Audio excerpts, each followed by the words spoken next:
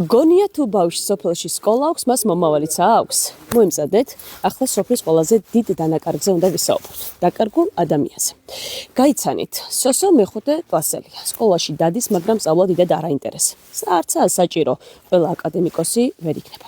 სკოლიდან რომ ბრუნდება, რას აკეთებს? მთელ დროს ორღობეში ატარებს. ხან ცხენებს გადახედავს, ხან პირუტყს მორეკავს, ხან მეზობლებში გადაირბენს და აი ესე გადის დღე.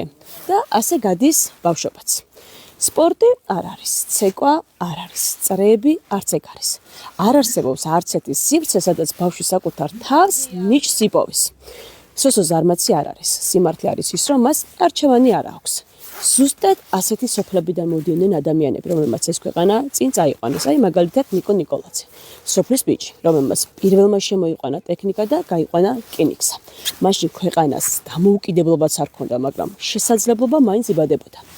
დღეს კი დამოუკიდებელ საქართველოში სისტემამ სოსოს არჩევანი წაართვა. და ეს არ არის ერთი ბავშვის ისტორია. სახელმწიფო გვარწმუნებს, რომ განათლება არის ხელმისაწვდომი, მაგრამ სინამდვილეში სოფლის ბავშვებს პერსპექტივა წაართვა. სოსო შეიძლება გენიალური მოჭიდავე, მოცეკვავე, ინჟინერი, სულაც ოლიმპიური ჩემპიონი გამოსულიყო, მაგრამ სისტემამ მას მხოლოდ ორღობე დაუტოვა, მტვრიანი გზა და უპერსპექტივობა. 10 წელიწადში ეს ბავშვი ან ფიზიკური შრომის წელში გაწყდება, ან ქალაქში წავა და იმისთვის უბრალოდ იაფი მუშახელი გახდება. სისტემამ აი ასე მარტივად სოსო წინას არ გაწირა. რას უნდა აკეთებდეს სახელმწიფო? პირველი, სოფელში უნდა იყოს სპორტი, კულტურა, პროფესიული წრეები და ასე შემდეგ. მეორე, უნდა არსებობდეს ტრანსპორტი, რომ ბავშვმა ცენტრამდე მისვლა შეძლოს. მესამე და მთავარი, ნიჭი გეოგრაფიის ტყვეობაში არ უნდა კვდებოდეს.